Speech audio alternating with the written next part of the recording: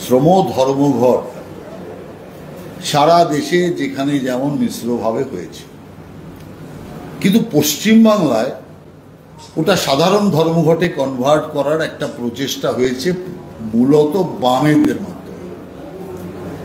এবং আমরা যেটা দেখলাম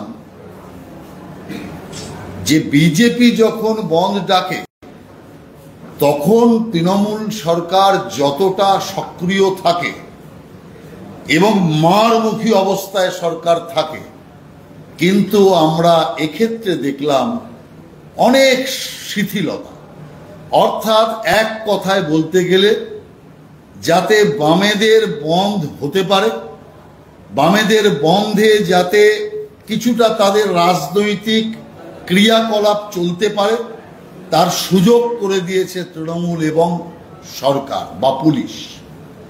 অতএব আমরা পরিষ্কার করে বলতে চাই যে সারা দেশের একটি শ্রমিক ধর্মঘটকে এই রাজ্যে বিনাশকারী ধর্মঘটে রূপান্তরিত করবার চেষ্টা হয়েছে। বাংলার মানুষকে, বিশেষ করে কলকাতারও মানুষকে আমরা ধন্যবাদ জানাই যে তারা এই বন্ধে, অর্থাৎ সাধারণ জনজীবন নষ্ট করার যে চেষ্টা, সেই চেষ্টাতে তারা সায় দেননি। এক কথায় সিপিএম, বাম পার্টিগুলো এবং তৃণমূলের সহযোগিতায় এখানে একটা বন্ধ জাগরণের খেলা হয়েছে, যেটা আমরা মনে করি যে জনজীবনকে স্তব্ধ করার যে চেষ্টা সরকারি পক্ষ আর বিপক্ষ মিলে যেটা করেছে সেটা ব্যর্থ হয়েছে। বলুন। হ্যাঁ, যে ছবি দেখা গেল যে কোথাও পুলিশের যে দ্বিচারিতা, আপনি যদি বলছেন যে পুলিশের একটা মদত ছিল, কিন্তু গাঙ্গুলি বাংলা সহ বিভিন্ন জায়গায় দেখা গেল বাম কর্মীদেরকে মারধর করছে পুলিশ, চড় মারছে একজন সিপিএম নেতাকে। কিন্তু তৃণমূল যখন সেই বন্ধ রুখতে রাস্তায় নেমেছে বা একটা মারদাঙ্গার পরিস্থিতি, তৃণমূল কর্মীদের দিকে চুপ পুলিশ। না না না, বিষয় হচ্ছে এটা তো স্বাভাবিক আছে। সিপিএম আমলে আমরা কি দেখেছি? আমরা যখন বন্ধ করেছি তখন সিপিএম এর কার্যকর্তার পুলিশ মিলে আমাদের উপর হামলা করেছে বা অন্য বিরোধীদের উপর হামলা করেছে। তো এই চিত্র তো সিপিএম শুরু করিয়েছে পশ্চিমবাংলা। এবং পুলিশের ওপর ভরসা না করে ক্যাডারের ওপর ভরসা, এটা কে শুরু করালো? সিপিএম শুরু করালো। আজকে সিপিএম এর কোন কার্যকর্তাকে তৃণমূলের কার্যকর্তা মেরেছে কি পুলিশ চড় মেরেছে তা নিয়ে এত নাটক করার দরকার নেই। যদিও আমরা এই চড়কে সমর্থন করি না, তার কারণ পুলিশের কাজ আইন শৃঙ্খলা দেখা, বন্ধকে ব্যর্থ করার কাজ সরকার যদি বলে তাকে করবে, কিন্তু তা কোনোভাবেই কোনো ব্যক্তি স্বাধীনতায় হস্তক্ষেপ করা নয় এবং সরকারি ক্ষমতার অপব্যবহার নয়। এটাও যেমন আমরা বলছি, তেমনি পরিষ্কারভাবে এটাও সত্য যে আজকে বহু জায়গাতে তৃণমূল কংগ্রেস অনেক ছাড় পেয়েছে। অন্য ক্ষেত্রে বিরোধীদের বন্ধ যদি বানচাল করতে হয়, বিজেপির বন্ধকে বানচাল করতে হয়, যে ভূমিকা আগে সরকারের আমরা দেখেছি, আজকে কিন্তু দুই একটা ছুটফুট ঘটনা ছাড়া কোথাও কোনো সেই জাতীয় চিত্র আমরা দেখিনি। হ্যাঁ, এটাও ঠিক যে বামেরা তাদের শক্তিও দেখাতে পারেনি, কারণ শক্তিহীন বামেরা তারা সেইভাবে বন্ধ করার জন্য যতটা শক্তি দরকার ততটা শক্তি নিয়ে নামতেও পারেনি, যার জন্য পুলিশকেও অতটা শক্তি ব্যয় করতেও হয়নি। এটাও ঠিক, কিন্তু তবুও একটা কোথায় এই সিপিএম এর সাথে তৃণমূলের একটা গাঁটছাড়া গাঁটবন্ধন এই বন্ধে আবার স্পষ্ট হয়েছে।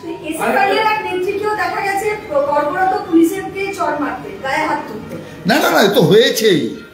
এটা তো সিপিএম এর কালচার, সিপিএমই তো এগুলো শিখিয়েছে। আর তৃণমূল তার সবচেয়ে বড় ছাত্রী, সেই ছাত্রী হিসাবে সমস্তটাই তৃণমূল কুক্ষিগত করে নিয়েছে। আজকে যেগুলো কলেজে কলেজে হচ্ছে সেগুলো কবে শুরু হয়েছে? সিপিএম আমলে শুরু হয়েছে। মহিলাদের ওপর অত্যাচার, স্টুডেন্টসদের ওপর অত্যাচার, নানানভাবে নিষ্পেষণ, র্যাগিং, এগুলো কি নতুন এসছে নাকি? সিপিএম এখন এমন একটা ভাব দেখাচ্ছে যে এই প্রথম এগুলো এসছে। এই কালচার তো সিপিএম শুরু করেছে কলেজে কলেজে। তাণ্ডব সিপিএম শুরু করেছে, সেই তাণ্ডবগুলো পুরোপুরি নকল করে নিয়েছে তৃণমূল কংগ্রেস। আর নকল করতে সুবিধা কেন? সিপিএম এর সেই গুন্ডা, সিপিএম এর সেই সমাজ বিরোধী সব তৃণমূল কংগ্রেসের নেতৃত্ব দিচ্ছে। অতএব যা ছিল সিপিএম আজকে তাই হচ্ছে তৃণমূল। বদলা নয় বদল চাই যারা বলেছিল, তারা বদলার রাজনীতিও করছে, আর বদল কিছু করতে পারেনি। যা ছিল তাই আছে, আরো খারাপ হচ্ছে। এবার একটা প্রশ্ন উঠে আসছে রাজনৈতিক মহলে, তা হচ্ছে যে এটা মূলত ছিল বিজেপির বিরুদ্ধে বা বিজেপি কেন্দ্রীয় সরকারের বিরুদ্ধে আজকের এই শ্রমিক ধর্মঘট। সেই শ্রমিক ধর্মঘট করতে তৃণমূল কংগ্রেসের রাজ্য সরকার বিচ্ছিন্নভাবে যে ছবিগুলো দেখা গেল তারা বন্ধ আটকাতে আসছে, এখানে বাম কংগ্রেসের তরফে আবার একটা সেই বিজেপি আর তৃণমূলের প্রচ্ছন্ন সেটিং এর তথ্য তুলে ধরা হচ্ছে। না না না, আসল ব্যাপার ওটা নয়। আসল ব্যাপার হচ্ছে তৃণমূল আর সিপিএম এর সেটিং তত্ত্ব এখানে পরিষ্কার হয়ে গেল। কেন এটা করা হলো? করা হলো এই কারণে, আগামী 26-এ নির্বাচন আসছে, আর 26-এর নির্বাচনে যে হিন্দু ভোট আছে সেই ভোটে যাতে সিপিএম কংগ্রেস থাবা বসাতে পারে, তার জন্য তৃণমূল কংগ্রেস এই জাতীয় নাটকের খেলা খেললো। যদি 5টা হিন্দু ভোটও সিপিএম কংগ্রেসের দিকে যদি টার্ন করানো যায়, সেটা বিজেপির পক্ষে ক্ষতি। সেই কারণে হিন্দু ভোটকে সিপিএম কংগ্রেসের মাধ্যমে নিজেদের পক্ষে আনার এটা একটা প্রচেষ্টা। কারণ মুসলমান ভোট তৃণমূলের ক্ষেত্রে সিকিউরড হয়ে গেছে। মুসলমান ভোট তৃণমূলের বাইরে যাবে না। হাজার সেলিম চিৎকার করুক আর কংগ্রেসের বড় বড় নেতারা চিৎকার করুক, কিচ্ছু বলা নেই। এই যে অবস্থা আছে, এই অবস্থায় একমাত্র হিন্দু ভোটে কিছু ভাগ বসাতে পারে সিপিএম আর কংগ্রেস। আর সেই কারণে সিপিএম আর কংগ্রেসের সাথে এখানে মোরগ লড়াই ব্যবস্থা করে তৃণমূল কংগ্রেস সিপিএম কংগ্রেসের মাধ্যমে হিন্দু ভোট কেটে বিজেপির যাত্রা ভঙ্গ করতে চাইছে, নিজেদের সুবিধা করতে চাইছে। আরজি করের মূল অভিযুক্ত সঞ্জয় রায়, যাকে নিম্ন আদালত যাবজ্জীবন কারাবাসের নির্দেশ দিয়েছে, শিয়ালদা কোর্টের সেই নির্দেশকে চ্যালেঞ্জ করে এখন বেকসুর খালাস নিজেকে দাবি করে হাইকোর্টের দ্বারস্থ সেই সঞ্জয় রায়। দেখুন, আমরা আগেও বলেছি, এখনো বলছি, সঞ্জয় রায় অভিযুক্ত ছিল, আছে, আশা করি থাকবে। কিন্তু আসল অভিযুক্ত সঞ্জয় রায় নয়। এক ব্যক্তির দ্বারা এই অত্যাচার সংগঠিত হতে পারে না। এবং আমরা পরিষ্কারভাবে জানি, যেটা সঞ্জয় রায়ের লালসা তৃপ্তির জন্য হয়নি, এর পেছনে এক গভীর ষড়যন্ত্র আছে। সেই ষড়যন্ত্রের মাথা কারা তা খুঁজে বের করা দরকার। সিবিআই তদন্ত চলছে, রাজ্য সরকারের পক্ষ থেকে পুরোপুরি বাধা দেওয়া হচ্ছে যাতে তদন্ত সঠিকভাবে চলতে না পারে। আর সিবিআইরও তদন্তের যাতে গতি ঠিক হয়, তার জন্য আদালতও যথেষ্ট সক্রিয় রয়েছে। সিবিআই তদন্তের ক্ষেত্রে আমরাও কথা বলতে চাই না বা বলতে পারি না যে তদন্ত একদম সঠিকভাবে হচ্ছে। তদন্তে ঢিলেঢালা হচ্ছে, সেই ঢিলেঢালা না হওয়া উচিত এবং আদালত উপযুক্ত ব্যবস্থা নেবে।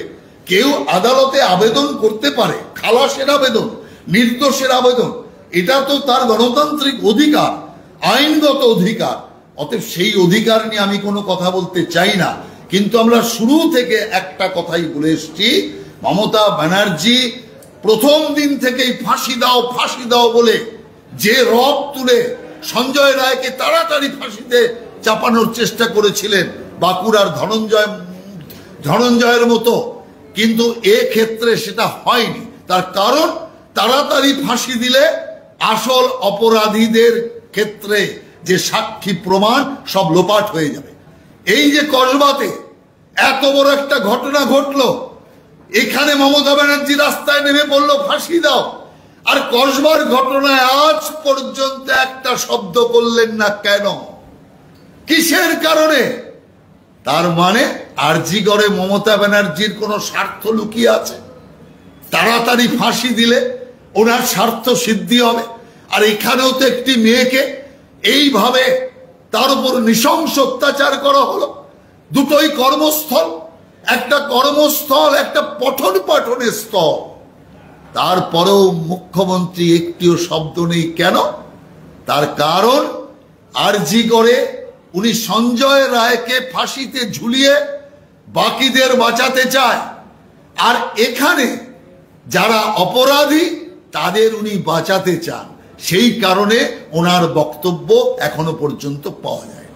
নীতি আয়োগের রিপোর্টে মানচিত্র বিভ্রাট, সেখানে বিহারের মানচিত্রকে বাংলা উল্লেখ করায় বিতর্ক শুরু হয়েছে। 12 জন বাংলা থেকে সাংসদ, তা সত্ত্বেও মোদী সরকার বাংলাকে অসম্মান করছেন, এমন অভিযোগ তৃণমূলের।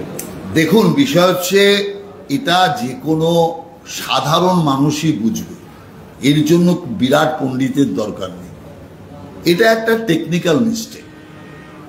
অতএব এই টেকনিক্যাল মিস্টেকটাকে নিয়ে এত হল্লা করার কি মানে আছে? আসল কথা, নীতি আয়োগে উনি যাননি, তার আগে নীতি আয়োগ থেকে বেরিয়ে এসেছিলেন। নানাভাবে নীতি আয়োগকে অপমানিত করা, নীতি আয়োগের বৈঠক ক্যান্সেল করবার, তাতে না যাওয়ার নানা রকম ফন্দি ফিকির মমতা ব্যানার্জি করে এসছে। এবং নীতি আয়োগে যে এবার উনি গেলেন না, তাতে যে বাংলার ক্ষতি হলো, বাংলার মানুষের ক্ষতি হলো, উন্নয়নের ক্ষতি হলো, এটা নিয়ে চারিদিকে সমালোচনার ঝড় উঠেছে। আর সেই কারণের জন্য একটা টেকনিক্যাল ভুলকে নিয়ে বিরাট করে ওটাকে একটা ফাঙ্কেস্টাইন তৈরি করার চেষ্টা চলছে। অতএব আমি মনে করি যে ভুল মমতা ব্যানার্জি করেছে, নীতি আয়োগের বৈঠকে না গিয়ে বাংলাকে বঞ্চিত করিয়েছে, সেটাকে ধামাচাপা দেওয়ার জন্য একটা টেকনিক্যাল ভুলকে বিশাল আকার দেওয়ার চেষ্টা করছে। ম্যাপে একটা ভুল হয়েছে, ভুল সংশোধন হয়ে যাবে। ম্যাপ হয়েছে মানে পুরোপুরি বাস্তবেই তো ওটা হয়ে যায়নি। ভুল তো হলে ভুল দেখিয়েও দেয় লোকে। অতএব সেই কারণে আমি মনে করি টেকনিক্যাল একটা মিস্টেককে শুধু শুধু রাজনীতির আঙিনায় এনে আসল বিষয় থেকে নজর অন্যদিকে ঘোরানোর চেষ্টা করবেন না। তৃণমূল বিধায়ক কাঞ্চন মল্লিক নিজের শাশুড়িকে নিয়ে ক্যালকাটা স্কুল অফ ট্রপিক্যাল মেডিসিনে দেখাতে গিয়েছিলেন। সেখানে কর্তব্যরত চিকিৎসক তিনি কিছুটা দেরি করায় তাকে কলার ধরে ধাক্কা, হেনস্থা, দেখে নেওয়ার হুমকি, ট্রান্সফার করে দেওয়ার হুমকি তৃণমূল বিধায়কের। না না, এটা কি নতুন দেখছেন? হাসপাতালে ঢুকে মারধর, কলেজে ঢুকে মারধর, বিধায়ক বিধায়িকা জুতো দিয়ে কাউকে পেটাচ্ছে প্রকাশ্যে, এ দৃশ্য তো পরিষ্কার দেখছি। আর এই দৃশ্যগুলো যত দেখছি তত সিপিএম এর শেষ বিদায়ের সুর আমরা শুনতে পাচ্ছি।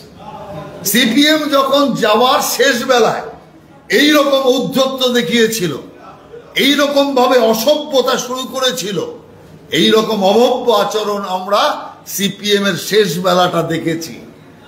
অতএব সেইটা দেখে আজকে মনে পড়ছে তৃণমূলের বিদায়ের বাজনা বাজতে শুরু করেছে, যে কারণে চারিদিকে এত ঔদ্ধত্য, এত অনাচার, এত যে স্বেচ্ছাচার চলছে, যা পশ্চিম বাংলার সেই সিপিএম জামানার শেষ দিনগুলিকে আবার নজর করিয়ে দিচ্ছে। অর্থাৎ সিপিএম এরও বিদায় হয়েছিল, তৃণমূলেরও বিদায় আসন্ন। কারণ এত ঔদ্ধত্য কোনোভাবেই বাংলার মানুষ সহ্য করবে না। সেই কারণে কাঞ্চন মল্লিক হোক কিংবা হুমায়ুন কবির হোক কিংবা অন্য যারাই হোক, এই ঔদ্ধত্য দেখাচ্ছে। সমূলে জনসাধারণ উপযুক্ত সময় উৎপাটিত করে ছাড়বে। 34 বছরই টেকেনি, তো 15 বছরের অবস্থা কি হবে? এসএসসি দুর্নীতি মামলায় দাগি যারা রয়েছেন, অর্থাৎ যারা দুর্নীতি করেছেন বলে চিহ্নিত, তাদের প্রতি রাজ্য সরকার ও কমিশনের যে দরদ, তা বারবার প্রশ্নের মুখে পড়ছে আদালতে। আদালতে প্রথমে সিঙ্গেল বেঞ্চ এবং এখন ডিভিশন বেঞ্চও প্রশ্ন তুলল এই দাগিদের প্রতি এত কেন দরদ রাজ্য সরকার এবং কমিশনের, বিশেষ করে কমিশনের এই যে অভিজ্ঞতার উপর 10 নম্বর সেই সিদ্ধান্তে নিয়ে প্রশ্ন তুলছে স্বয়ং আদালত। এসএসসি অযোগ্যরা রাজ্য সরকারের গলার কাটা হয়ে দাঁড়িয়েছে। তার কারণ এদের যদি ভবিষ্যৎ কিছু সুনিশ্চিত না করতে পারে রাজ্য সরকার, তাহলে এরাই তো আগামী দিন আন্দোলন করে কোন তৃণমূল নেতাকে কত পয়সা দিয়ে চাকরি নিয়েছে এসব তথ্য প্রকাশ করে দেবে।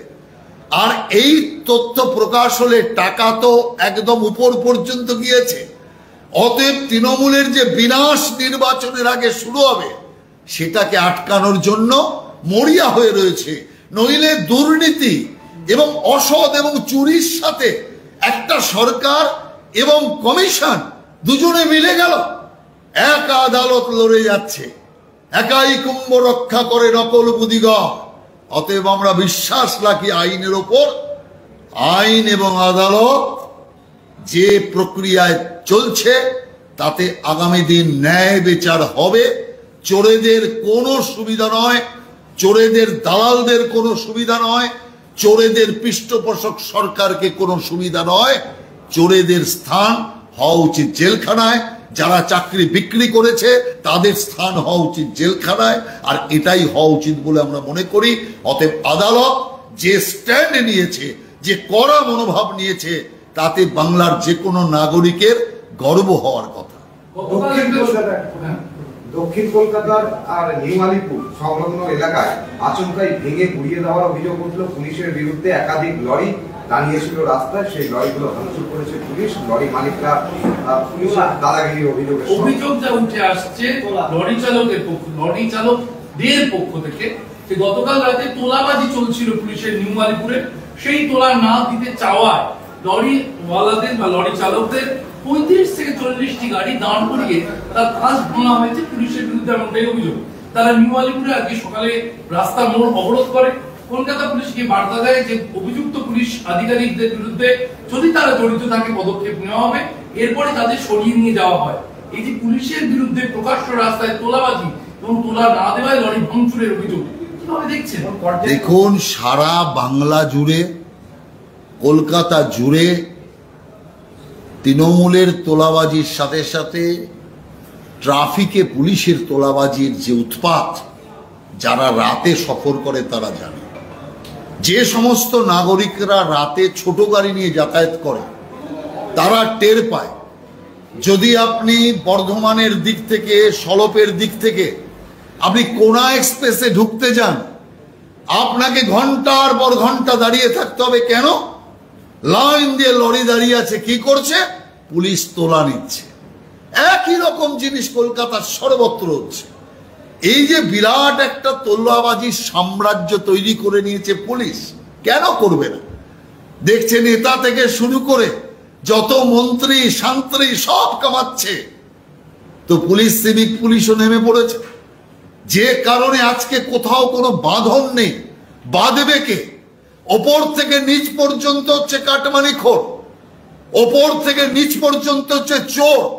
যে কারণে বারণ করবার কারো ক্ষমতা নেই। সেই জন্য শুকনো বিবৃতি লালবাজারের পক্ষ থেকে দেওয়া হয়েছে। আমরা ব্যবস্থা নিচ্ছি, আমরা দেখছি, বিষয়টা ঠান্ডা হয়ে যাবে, আর দেখবেনও না, ব্যবস্থাও নেবে না। এই যে ট্রাফিকের ওপর যে হামলা, লরিওয়ালাদের ওপর হামলা, বাস মালিকদের ওপর হামলা, এই হামলার মাধ্যমে জোর করে অর্থ আদায় করবার যে প্রচেষ্টা এই পুলিশ কর্মচারীরা করছে, আমি মনে করি সরকারি মদত এতে আছে। সরকার আজ পর্যন্ত কোনো কঠোর পদক্ষেপ গ্রহণ করেনি। যদি করতেন তাহলে এই জিনিসগুলো আগেই বন্ধ হয়ে যেত। আরেকটা বিষয় উঠে আসছে, তা হচ্ছে একটা মর্মান্তিক ছবি দেখা গেছে গতকাল থেকে। গুজরাটের ভাদোদারায় একটি নদীর উপর ব্রিজ, সেই ব্রিজের একাংশ ভেঙে পড়েছে। ব্রিজের উপর দেখা যাচ্ছে অয়েল ট্যাঙ্কার তাও ঝুলে রয়েছে, এবং আপাতত যা জানা যাচ্ছে বিকেল পর্যন্ত 11 জনের মৃত্যু এই ব্রিজ ভেঙে নদীতে গাড়ি শুধু পড়ে। এটা আপনারা কিভাবে দেখছেন?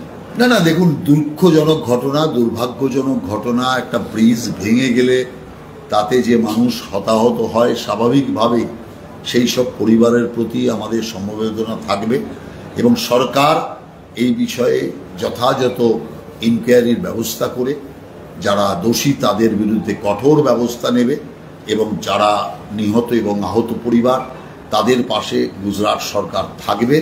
এটা আমাদের পূর্ণ আস্থা এবং বিশ্বাস। না, অভিযোগ আমার হচ্ছে প্রশ্ন 2016 সালে রাহুল সিনহা জোড়াচাকর যখন নির্বাচন লড়ছিলেন, সেই সময় আপনি সহ আপনার দল প্রস্তাব ব্রিজ ভাঙা নিয়ে রাজ্য সরকারকে একাধিকবার নিশানা করেছেন, কিন্তু আজকে এই গুজরাট সরকারের দিকে কেন নিশানা করা হবে? না গুজরাট অভিযোগ হচ্ছে 40 বছর ধরে এই সেতুটা নড়বড়ে ছিল, কোনো আমলই দেওয়া হয়নি। দেখুন, ব্যাপার হচ্ছে একটা তৈরি সেতু কিছুটা পুরনো হয়ে যাওয়ার জন্য ভেঙে যাওয়া, আমি প্রস্তাব তুল্য বলে বলছি। আর একটা সেতু তৈরি হয়নি আর সেটা ভেঙে পড়ল।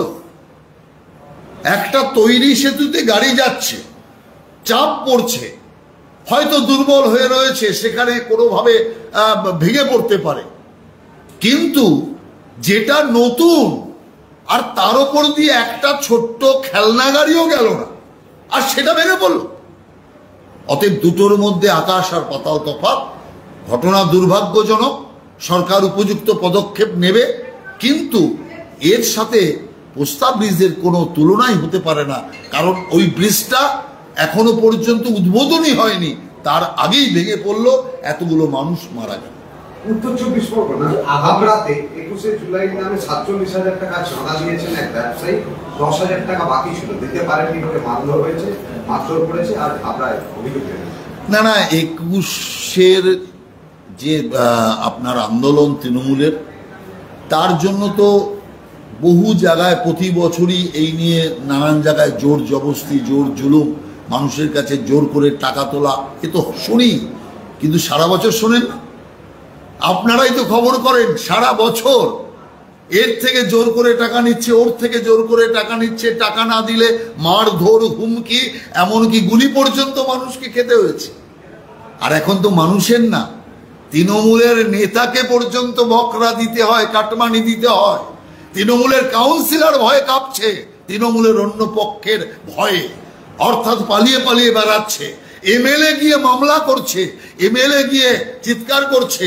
মন্ত্রী সিদ্দিকুল্লাহ তিনি মুখ্যমন্ত্রীর আঁচলের তলায় লুকোচ্ছে, মার খাবেন বলে, দোলাই খাবেন বলে, অর্থাৎ বিনাশ আসন্ন, এটাই তার ইঙ্গিত বলে আমি মনে করি। আরিয়াদহের জয়ন্ত সিং, তার একের পর এক কাণ্ড সামনে আসছে। এবার এক যুবককে জয়ন্তের নাম নিয়ে ইট বাস দিয়ে বেধড়ক মারধরের অভিযোগ জয়ন্ত সিং এর ভাইয়ের বিরুদ্ধে। পলাতক সেই অভিযুক্ত আর আতঙ্কে গৃহবন্দী সেই আক্রান্ত যুবক। না দেখুন, এখানে যদি পুলিশ সক্রিয় থাকতো তাহলে জয়ন্ত সিংহ হতো না, আর রাজনৈতিক মদত না থাকলে জয়ন্ত সিংয়ের ভাইয়েরও এই বারবারন্ত হতো না। পুরোপুরি তৃণমূল কংগ্রেসের মদতে, পুলিশি নিষ্ক্রিয়তায় এই জাতীয় গুন্ডাইজম তৈরি হয়েছে। আর এটা এখনো তৃণমূল কংগ্রেস সেই গুন্ডাদেরই উস্কানি দিয়ে যাচ্ছে, তাদেরই রক্ষা করার কাজ করছে। যতক্ষণ পর্যন্ত এই সরকার বাংলা থেকে বিদায় না হবে, ততক্ষণ পর্যন্ত আইন শৃঙ্খলার উন্নতি হবে না, মা বোনের উন্নতি হবে না, কলেজ স্কুলগুলোতে লেখাপড়ার ব্যবস্থা হতে পারবে না, হাসপাতালগুলোতে চিকিৎসা হতে পারবে না। আমূল পরিবর্তন দরকার, আর সেই আমূল পরিবর্তনের আওয়াজ নিয়েই আমরা কাজ শুরু করেছি। তাহলে আগামীকাল ওমর আব্দুল্লাহ এবং মমতা বন্দ্যোপাধ্যায় নবান্নে বৈঠক হওয়ার কথা রয়েছে। তিনটে জিনিস উঠে আসছে। এক হচ্ছে কাশ্মীরে জঙ্গি হামলা, বাংলার পর্যটকরা মুখ ফিরিয়ে দিয়েছেন। দ্বিতীয়ত হচ্ছে ওমর আব্দুল্লাহকে নিয়ে সাথে নিয়ে আবার এনআরসি সামনে রেখে লড়াই করতে চান মমতা বন্দ্যোপাধ্যায়। এবং আরেকটা বিষয় হচ্ছে এই কাশ্মীর ইস্যুকে সামনে রেখে কেন্দ্রকে আবার আক্রমণ করতে চান। এই বৈঠকটা কিভাবে দেখছে? দেখুন, ঘুরে ফিরে যাই বৈঠক হোক, সেই ঘুরে ফিরে একই গল্প। সেই মুসলমান ভোটকে কি করে সিকিউর করা যায়, এটাই হচ্ছে মমতা ব্যানার্জির সবচেয়ে বড় উদ্দেশ্য। তার মানে কি, মমতা ব্যানার্জি কি ভয় পাচ্ছে যে মুসলমান ভোট যতটা সিকিউর ভাবছে তৃণমূলের জন্য, ততটা সিকিউর নয়? মুসলমান ভোটেও ভাঙন ধরতে পারে, এই ভয়ে এখন ওমর আব্দুল্লাহকে পর্যন্ত ডেকে আনছে। এরপরে ওর বাপ ফারুক আব্দুল্লাহকে ডাকবে, এরপরে ওপর থেকে ওর ঠাকুরদাদা শেখ আব্দুল্লাহকে ডেকে নিয়ে আসবে। যত আব্দুল্লাহকে ডেকে নিয়ে আসুক, কোনো লাভ নেই। মানুষ এর আসল ছবিটা, আসল চেহারাটা বুঝে গিয়েছে।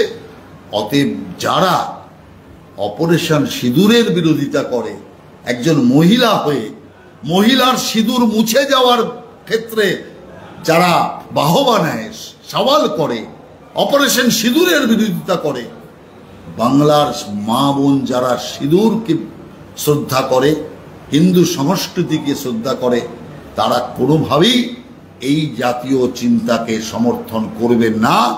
অতএব সিঁদুরের বিরুদ্ধে যারা, বাংলার মানুষের বিরুদ্ধে তারা, এটাই আগামী দিন ভোটের মূল স্লোগান হবে। আপনি বলছেন মুসলিম ভোট সরে যাবে মমতা বন্দ্যোপাধ্যায়ের কাছ থেকে, উনি ওবিসিতে ধাক্কা খেয়েছে, কিন্তু এবার উনি ইডব্লিউএস এদেরকে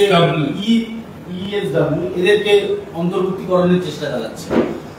দেখুন, আমি আপনাকে একটা কথা বলি, ইমাম ভাতা উনি দিয়েছিলেন এই মমতা ব্যানার্জি মুসলমান তোষামদের জন্য।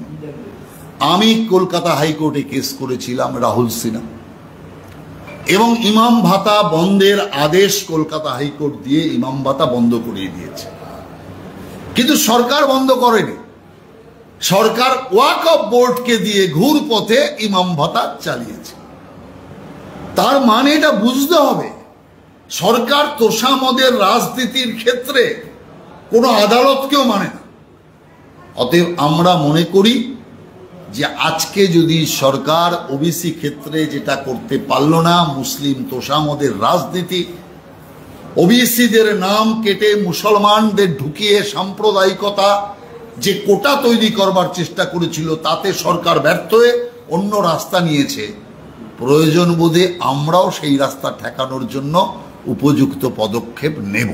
মেগা কর্মসূচি 21শে জুলাইয়ের আগে 18 জুলাই নরেন্দ্র মোদী এ রাজ্যে আসছেন এবং দুর্গাপুরে আপনারা সবার উদ্যোগ নিয়েছেন, এরকম কোন উদ্যোগ? দেখুন, উনি আসবেন এরকম একটা প্রাথমিক ই আছে, এখনো পর্যন্ত যখনও সেটা পাকাপাকি খবর আসেনি, সেই জন্য এটা মিডিয়াতে আমরা এইভাবে বলতে চাই না। তবে প্রস্তাবিত আছে, এতে কোনো সন্দেহ নেই।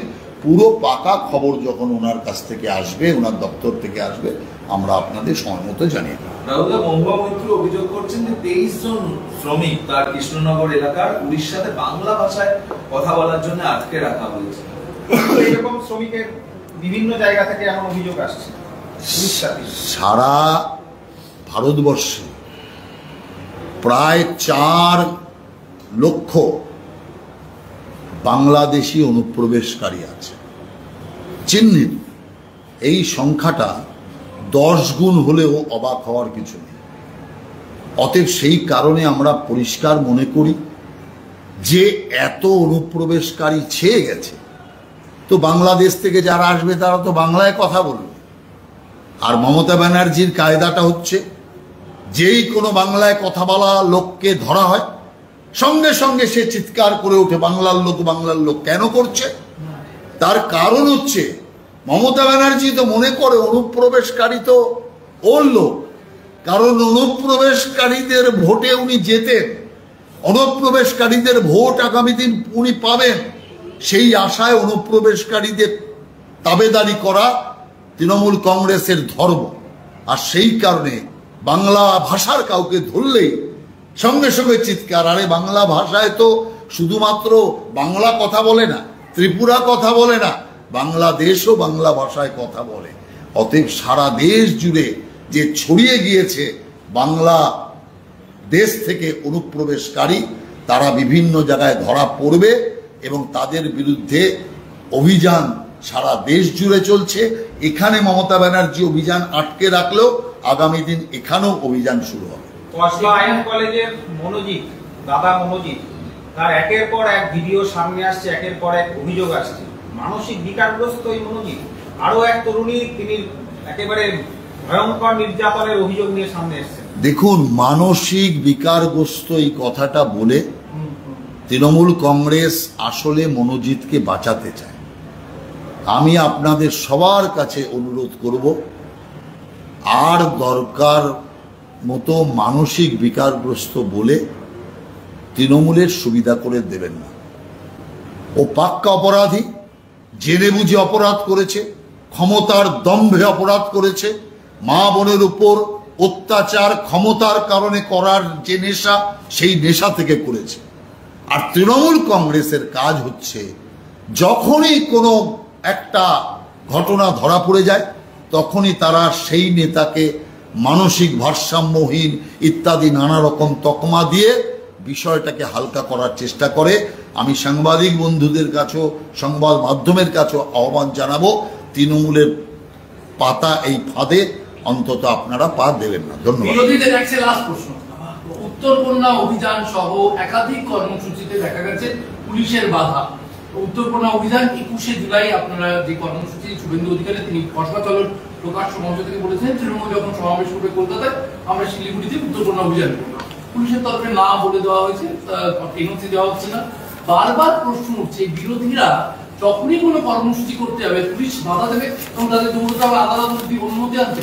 এক্ষেত্রে আপনার এই প্রশ্নের প্রথমেই আমি একটু সংশোধন করে দিই। আপনি বলছেন বিরোধীরা যখনই কোনো প্রোগ্রাম করবে তখনই আদালতে যেতে হবে। বিরোধীরা নয়, শুধুমাত্র বিজেপি। সিপিএম এক্ষুনি ঠিক করে এক্ষুনি প্রোগ্রাম করে, কংগ্রেস এক্ষুনি ঠিক করে এক্ষুনি প্রোগ্রাম করে, আর সেই জায়গাতে 4 দিন আগে থেকে আমরা প্রোগ্রাম করার জন্য সময় চাইলেও পুলিশ অনুমতি দেয় না। অর্থাৎ ভয় হচ্ছে বিজেপি থেকে। আর সিপিএম এবং কংগ্রেসের সাথে তৃণমূলের গাঁট ছাড়া, এটাই তো তার সবচেয়ে বড় প্রমাণ। শুধু বিজেপিকে আটকাও, সেই কারণে অপব্যবহার করছে সরকারি ক্ষমতার। পুলিশ প্রশাসন যে কাজ করছে, প্রত্যেকবারই আমাদেরকে দেখা যাচ্ছে মামলা করে সেখানে পারমিশন নিয়ে মিটিং মিছিল করতে হচ্ছে। তাই আমি বলতে চাই পুলিশ প্রশাসনের থাকার দরকারটা কি আছে? আদালতকেই দায়িত্ব দিয়ে দিক না, আদালতই একজন কাউকে রেজিস্ট্রারকে ঠিক করে দিক যে মিটিং মিছিল কারা কোথায় কোথায় করবে। আদালতের থেকে নির্ধারিত ব্যক্তি তা ঠিক করবে। অযোগ্য অপদার্থ পক্ষপাতিত্ব পুলিশের করার দরকারটা কি আছে? আর আমরাও এই সমস্ত মামলাগুলো এক জায়গায় নিয়ে একটা সময় হাইকোর্টে যাব এবং হাইকোর্টে গিয়ে এটাই আমরা বলবো, এত আবেদন করেছি আর বেশিরভাগ 90% আবেদনের ক্ষেত্রে আদালতের হস্তক্ষেপে কাজ করতে হয়েছে। হয় আদালত কোনো কড়া ব্যবস্থা নিক, আর নইলে পুলিশের কাছ থেকে এই রাজনৈতিক দলের মিটিং মিছিলের পারমিশন ছিনিয়ে নেওয়া হোক, অন্য কোনো নিরপেক্ষ সংস্থাকে দেওয়া হোক। দিলীপ ঘোষ এবার খুব ইম্পর্টেন্ট পলিটিক্যাল, এটাই লাস্ট। দিলীপ ঘোষ দিল্লি গেলেন, দিল্লিতে গিয়ে তিনি একের পর এক মুখ খোলা শুরু করলেন। আজকে প্রথম তিনি যেটা বললেন যে বিধানসভা নির্বাচনে প্রার্থী করলে আমি লড়বো, আমার নিজের এলাকা খড়গপুর, সেখান থেকেই লড়তে চাই। না না, ওনার ইচ্ছা যেটা সেটা প্রকাশ করেছে, এতে অসুবিধা কোথায়? কিন্তু প্রকাশে না করলেই ভালো, এইটুকুই আর কি। ইচ্ছা তো কেউ প্রকাশ করতেই পারে, এটা কি দলের বিরোধী কিছু আছে? আমি তো মনে করি না। হ্যাঁ, এবং তার সঙ্গে সঙ্গে এই যে মমতা ব্যানার্জির সঙ্গে তার যে বৈঠক, তার প্রসঙ্গে তিনি বলছেন যে দলের অনেক মিটিং এ আমাকে চেয়ার পর্যন্ত দেওয়া হয়নি, উষ্মা প্রকাশ করে। দেখুন, এগুলো দলের ভেতরকার ব্যাপার। দল এগুলো যদি কোনো ওনার বক্তব্য থাকে, দলের ঊর্ধ্বতন নেতৃত্বের সাথে কথা বলবে, বলে ঊর্ধ্বতন নেতৃত্ব এই বিষয়ে যা করণীয় তা করবে। আর এখন তো নতুন প্রেসিডেন্ট হয়েছে, নতুনভাবে সব শুরু হবে, সেই কারণে এখন পুরনো চিন্তা বাদ দিয়ে এখন নতুনত্বের চিন্তার দিকে এগোনোটাই হচ্ছে বুদ্ধিমানের কাজ। কিন্তু যার সঙ্গে তিনি বসেছিলেন সেই মমতা ব্যানার্জি, তার বিরুদ্ধে তো কোনো চুরি ডাকাতির মামলা নেই, তার সঙ্গে বসা নিয়ে এত কথা কেন? বসে অন্যায় করেছিলেন? দিলীপ ঘোষ উল্টো কথা বলছে না। ঠিক আছে, সেটা তো হয়েই গেছে, মানে পাস্ট চ্যাপ্টার। আর যে চ্যাপ্টারটা পাস্ট হয়ে গেছে সেই নিয়ে বেকার এখন আর নতুন করে যদি আমরা এটা কোনো বিতর্ক তৈরি করতে যাই, তাহলে স্বাভাবিকভাবেই আসল তৃণমূলের ইস্যুগুলো অন্যদিকে ঘুরে যাবে। সেই জন্য তৃণমূলের আসল ইস্যুগুলোকে অন্যদিকে ঘোরাতে দিতে আমরা চাই না। আমরা পুরোপুরি তৃণমূলের ওপর কনসেন্ট্রেশন করতে চাই। মমতা ব্যানার্জি এবং তার অপশাসন, অযোগ্যতা, অপদার্থতা, তার বিষয়ে আরও বেশি সোচ্চারিত ভূমিকায় বিজেপি আসতে চায়। Thank you.